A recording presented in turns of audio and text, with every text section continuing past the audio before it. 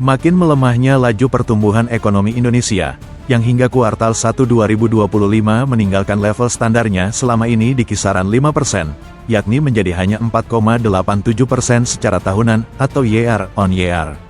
Pelemahan pertumbuhan ekonomi tersebut dipicu oleh satu sumber masalah krusial, yaitu permasalahan ketenagakerjaan. Ekonomi makin lemah memang banyak hipotesanya, itu pasti terkait dengan hal yang utama dalam ekonomi Indonesia, yaitu pekerjaan layak. Hal tersebut sebetulnya memang tak mengherankan, karena struktur ekonomi atau produk domestik bruto atau PDB Indonesia penopang utamanya adalah konsumsi rumah tangga dengan porsi mencapai 54,53%. Maka, ketika masyarakat pendapatannya lemah karena sistem ketenagakerjaan belum layak, hal itu akan langsung mempengaruhi daya beli masyarakat, yang pada akhirnya mempengaruhi laju ekonomi. Perlu ditekankan, baik atau tidaknya sistem ketenagakerjaan di Indonesia seharusnya bukan ditentukan oleh tinggi atau rendahnya angka pengangguran atau tingkat pengangguran, alasannya karena terlalu longgarnya definisi pengangguran yang dianut oleh Indonesia. Dalam menentukan penduduk yang bekerja atau tidaknya, Badan Pusat Statistik atau BPS mengacu pada International Conference of Labor Statisticians, yang menyebutkan bahwa waktu minimal seseorang agar dikatakan bekerja adalah 1 jam selama seminggu. Padahal, di negara maju acuan ini tidak digunakan. Dengan mengacu pada International Conference of Labor Statisticians saja, angka pengangguran di Indonesia sudah tinggi. Apalagi kalau menggunakan acuan yang digunakan negara maju, bisa berkali-kali lipat jumlahnya. Masalah ini diperburuk dengan belum adanya jaminan bantuan bagi masyarakat usia produktif ketika belum mendapatkan pekerjaan, sebagaimana di negara-negara maju. Makanya, di luar negeri, angka pengangguran cenderung lebih tinggi karena masyarakatnya berlomba untuk mendapatkan pendapatan yang layak, bukan asal kerja tapi gajinya minim, karena negara menanggung biaya kebutuhan pokok mereka. Sebagaimana diketahui, Badan Pusat Statistik pun mencatat tingkat pengangguran terbuka di Indonesia telah mampu meninggalkan level 2 digit, bahkan selama masa krisis ekonomi akibat pandemi COVID-19. Kini tingkat pengangguran terbuka atau TPT hanya 7,28%.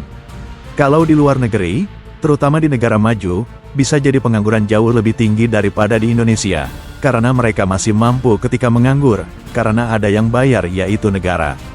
Sedangkan di Indonesia tidak ada yang mampu untuk tidak bekerja, bisa mati, oleh karena itu pengangguran kita kecil, karena orang Indonesia kerja apa saja mau walaupun cuma sejam seminggu dan gaji yang sangat minim.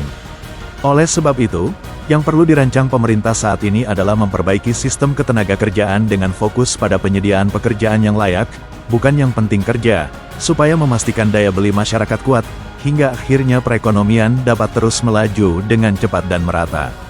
Setiap tahunnya di Indonesia ada 6 juta orang yang seharusnya kalau dalam kondisi normal mendapatkan pekerjaan yang layak, tapi mereka gagal mendapat pekerjaan layak tersebut dan akhirnya terpaksa bekerja di luar bidang mereka dengan gaji yang minim.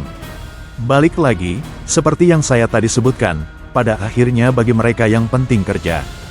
Fenomena yang saya jelaskan tadi terbukti dari laporan keadaan ketenagakerjaan Indonesia yang dikeluarkan Badan Pusat Statistik, yang menunjukkan pekerja di Indonesia lulusan SD ke bawah mencapai 35,89% dari total pekerja nasional. Kemudian lulusan SMA menempati posisi kedua terbanyak, yaitu 20,63%.